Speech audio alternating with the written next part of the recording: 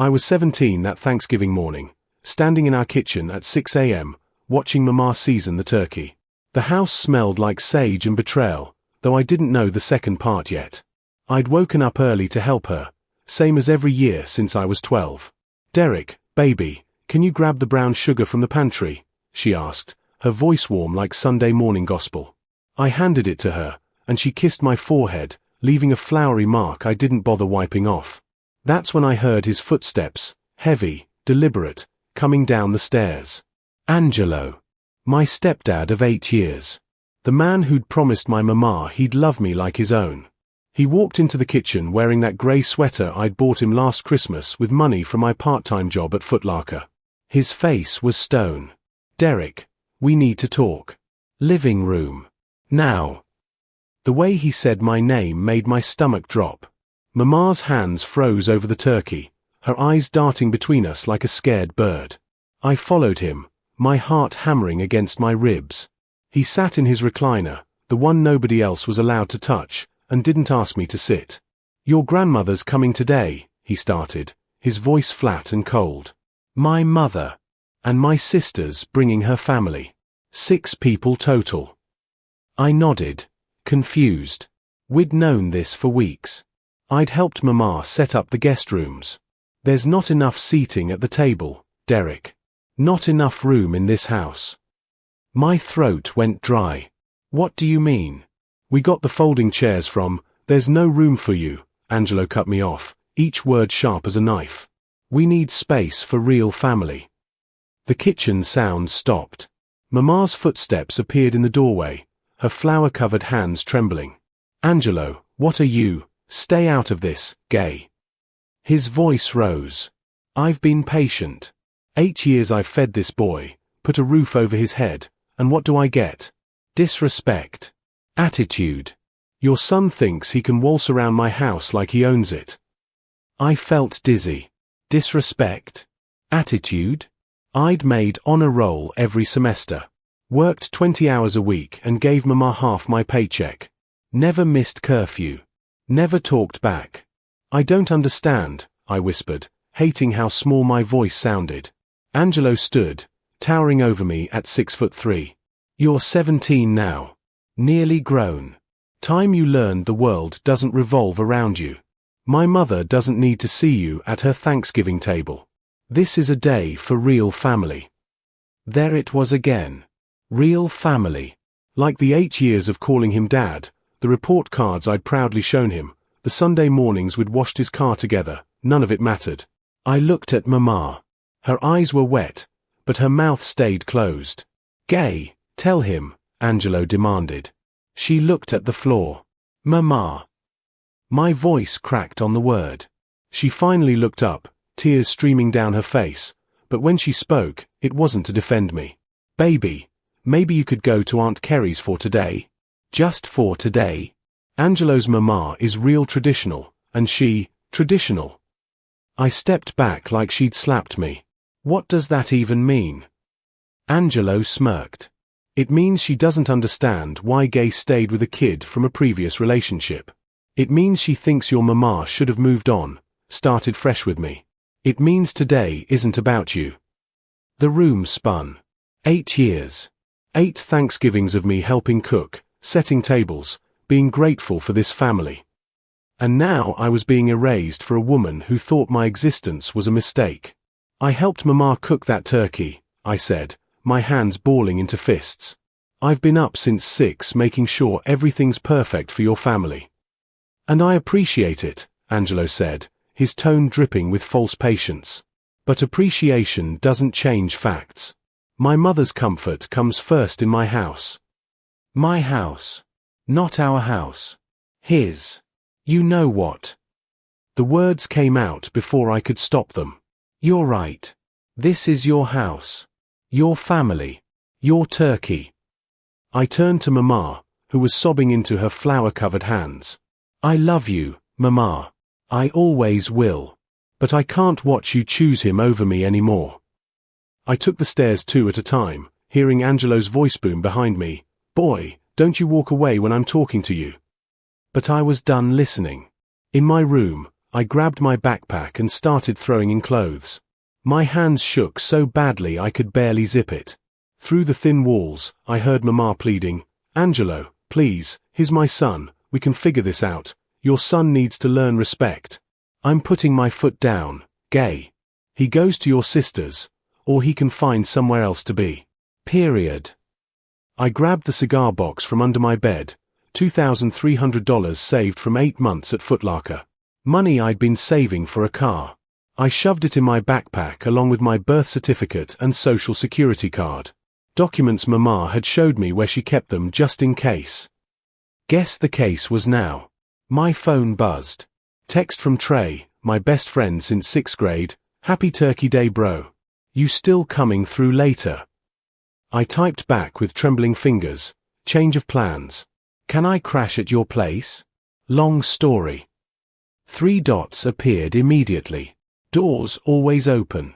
My mom's making extra plates anyway. You good? I wasn't good. I was shattered. But I typed, "Yeah. Be there in an hour." I looked around my room one last time. The bulletin board with honor roll certificates. The shelf with track trophies. The framed photo of Mama and me from before Angelo. I found Mama in the hallway, mascara running down her cheeks like black rivers. "Derek, baby, please, let's just talk about this. You don't have to leave." I adjusted my backpack straps, feeling the weight of everything I owned pressing into my shoulders. "Yes, I do, Mama." He made that real clear. "It's just one day," she begged, reaching for my arm. "After today, after today, what?" I pulled away gently. "He'll suddenly see me as family? He'll apologize? Mama, you heard him. You heard every word, and you didn't say no." Her face crumpled. "You don't understand the position I'm in. I love you both. I'm trying to keep this family together." "There is no family," I said, surprised by how calm I sounded. "There's you, there's Angelo, and there's me, the kid who's not real family." Angelo appeared at the top of the stairs, arms crossed. "Gay, let him go. He wants to throw a tantrum like a child. Let him. He'll come crawling back when he gets hungry." Something in me snapped. I looked up at him, really looked at him, and saw a stranger. "I won't come crawling back. Not today. Not ever." His expression shifted, just for a second, uncertainty flickering across his face. "Derek, don't be dramatic. Subscribe if you believe kids deserve to be treated like family," I said, my voice steady now. "Only manipulators and fake stepdads won't." Mama gasped. Angelo's face turned purple. Trey's mom, Miss Diane, took one look at my face and pulled me into a hug that smelled like cinnamon and safety. "Baby, what happened?" she asked, leading me to their worn but comfortable couch. Trey sat beside me while I told them everything. Every word Angelo said. The way Mama stayed silent. Miss Diane's expression hardened with each sentence. When I finished, she stood and walked to the kitchen. I heard cabinet doors opening, the microwave beeping. She came back with a plate piled high with mac and cheese, greens, and cornbread. "You're staying here as long as you need," she said firmly.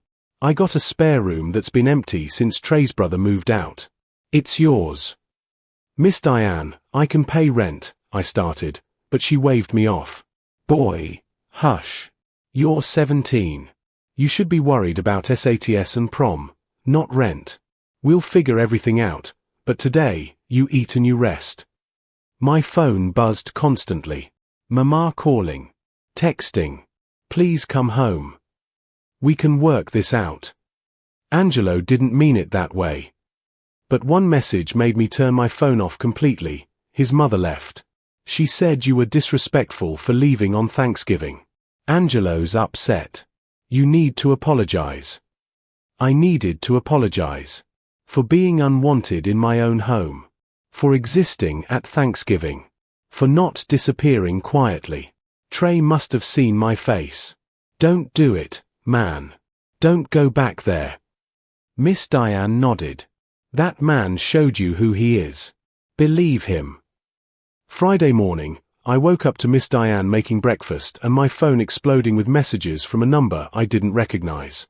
Derek, this is your Aunt Kerry. Your mama told me what happened. I'm disgusted with Angelo. You come stay with me, baby. I got room. Another message. This is Pastor Garcia from New Hope. Your mama's torn up at church this morning.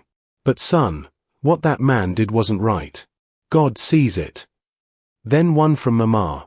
Angelo wants to talk. He says he overreacted. Please come home. We're a family. I stared at that last message for a long time. We're a family. Past tense? Present? Future? Did she even know? Miss Diane sat across from me, sliding a plate of eggs and bacon my way. What you thinking, baby? I'm thinking, I said slowly, that if someone shows you who they are on Thanksgiving, they'll show you again on Christmas. And New Year's. And every other day that matters. She smiled sadly. That's wisdom beyond your years. Or just pain that grew me up too fast. My phone rang. Mama. I let it go to voicemail. She called again. And again. On the fourth try, Trey grabbed my phone. Miss Gay. This is Trey. Derek is safe. He's eating breakfast. He'll call you when he's ready. Yes, I'll tell him. Okay. Goodbye. He handed the phone back. She's crying. Says Angelo's upset you left. 2 weeks later, Angelo showed up at Foot Locker during my shift. I was helping a customer choose basketball shoes when I saw him through the window, pacing outside. My manager, a short Italian guy named Vinny who didn't take nonsense from anybody, noticed my face go pale. That your stepdad? He asked. I nodded. Want me to handle it? No, I said, surprising myself. I got it. I finished with my customer, clocked out for break, and met Angelo outside. Up close, he looked rough. Unshaven, bags under his eyes, that grey sweater wrinkled. Derek, he started, his voice softer than I'd ever heard it. We need to talk. Man to man. I'm listening. He looked around, uncomfortable with the people walking past. Can we go somewhere private? We can talk right here. His jaw tightened. The old Angelo flickering back. Fine. Your mama's a mess. She barely eats. Cries every night. This is tearing her apart. Then you shouldn't have told me to leave. I didn't tell you to leave. His voice rose. I asked you to go to your aunt's for one day. One dinner. You're the one who packed up and disappeared. People were staring now. I kept my voice level. You said there was no room for me. You said your mother needed space for real family. Those were your exact words, Angelo. Angelo's face flushed. You're twisting what I said. I was trying to make things easier for everyone. My mother's old-fashioned, set in her ways. I thought if you just stayed away for one meal, you thought if I just erased myself for a day, your life would be simpler, I finished. Yeah. I got it. That's not, he ran a hand over his face, frustrated. Look, I'm trying to apologize here. Are you? I crossed my arms. Because it sounds like you're making excuses. It sounds like you're more upset that I had the nerve to leave than you are about what you said. Something shifted in his expression. Anger replacing whatever softness had been there. You know what your problem is, Derek? You're ungrateful. Everything I've done for you, 8 years of putting food on your plate, clothes on your back, and you throw it in my face over one comment. There it is, I said quietly. You really believe you deserve a medal for basic decency, for doing what you promised my mama you'd do when you married her. I didn't sign up to raise another man's kid. The words exploded out of him, raw and ugly. A woman walking past gasped. Angelo seemed to realize what he'd said, where we were. Derek, I didn't mean, yes, you did. My voice was eerily calm. You meant it on Thanksgiving. You meant it just now. The only thing you regret is saying it out loud where people can hear. That night, Aunt Kerry came to Miss Diane's house. She was Mama's older sister, 53, with silver streaks in her locks and eyes that missed nothing. "We need to talk about some things," she said, settling into the armchair. "Things your Mama should have told you years ago." My stomach dropped. "What things?" Aunt Kerry sighed heavily. "Angelo never wanted your Mama to keep you. When they started dating, when you were 9, he told her straight up, he wanted a fresh start. A family of his own. No baggage." The word baggage hit like a fist. "Mama chose to stay with me," I said, needing it to be true. "She did," Aunt Kerry confirmed. "For a while. But Angelo's been pressuring her for years to send you to live with me. Or your grandmother in Atlanta. Anywhere but with them." "Why?" My voice cracked. "Because Angelo's first wife left him for his best friend. She had a daughter from a previous relationship, and Angelo had bonded with that little girl. Raised her from age 4 to 10. Then when his wife left, she took the daughter too. Cut off all contact. He hasn't seen that child in 15 years. The pieces clicked into sickening place. So he never let himself care about me because he was afraid of getting hurt again." "Worse," Aunt Kerry said grimly. "He resented you for existing. For being a reminder of what he lost." Mama showed up 3 days later, early Saturday morning. Miss Diane let her in but stayed in the room, protective. Mama looked smaller somehow, wearing an old sweatshirt I remembered from middle school. "Baby," she whispered, reaching for me. I stepped back. "Why are you here, Mama?" "To bring you home. I told Angelo, I told him if he can't accept you, I'll leave him. We'll get our own place. Just you and me, like before." It was everything I'd wanted to hear. "So why did it feel empty? When did you tell him this?" I asked. She hesitated. "This morning. I woke up and I couldn't do it anymore. Couldn't choose between you." 3 weeks, I said flatly. "It took you 3 weeks to choose your son." "Derek, please, Aunt Kerry told me everything. About Angelo wanting you to send me away. About you considering it. 4 years, Mama. Years." Her face crumpled. "I never seriously, I wouldn't have, but you thought about it," I pressed. "Every time he brought it up, you thought about it instead of telling him to go to hell. I was trying to keep our family together." "We were never a family." The words tore out of me. I was a guest in that house. A charity case Angelo tolerated and you enabled. Don't come here now and pretend you finally chose me. You chose the version of yourself that can live with her own reflection. I'm 27 now. Got my degree in mechanical engineering from Howard University. Work for an aerospace company in Maryland. Married to an incredible woman named Bette who thinks I hung the moon. We're expecting our first child, a daughter, in 3 months. I haven't spoken to Angelo in 10 years. Haven't seen him since that confrontation outside Foot Locker. But I still talk to Mama. Took years of therapy and boundaries, but we rebuilt something. Not what we had before, but something honest. She left Angelo eventually. 5 years after Thanksgiving. Moved into a small apartment and started going to therapy herself. Last week, my phone rang from an unknown number. I almost didn't answer. "Derek." The voice was older, rougher, but unmistakable. "Angelo. How did you get this number?" "Your Mama.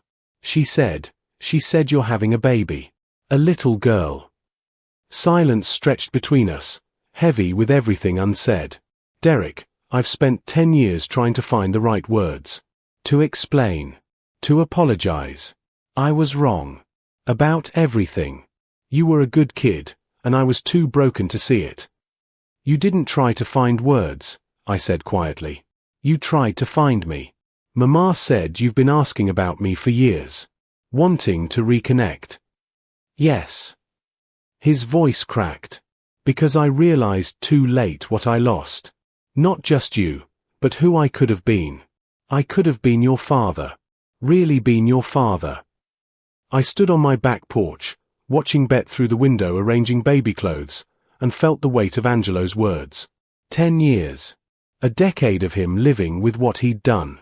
I forgive you, I said finally. Angelo's breath hitched. Thank you. God, Derek, thank you. Can I see you? Meet your wife. Be there for, no. The word was firm but not cruel. I forgive you because I refuse to carry your mistakes into my daughter's life. But forgiveness doesn't mean reconciliation. You had 17 years to be my father. You chose not to. I can't give you a do-over with my child. I understand, he whispered. I'm sorry. I'm so sorry. I know you are. Goodbye, Angelo. I hung up and went inside. Bet looked up, concerned. You okay, baby? I wrapped my arms around her, my hands resting on her belly where our daughter kicked and rolled. Yeah. I'm good. I'm really good. Because here's what I learned. Real family isn't about blood or vows or last names. It's about showing up. It's Miss Diane giving a broken 17-year-old kid a room and not asking for anything back. It's Trey sitting with me in the dark and just being there. It's Aunt Kerry telling hard truths because truth matters more than comfort. And it's me, choosing every single day to be the father I never had. If you believe family is about who shows up and stays, hit subscribe. Only manipulators like Angelo won't. Comment everyone deserves respect if you can't stand people who treat kids like they're disposable. This is my story. And I'm teaching my daughter that she's not just wanted, she's irreplaceable.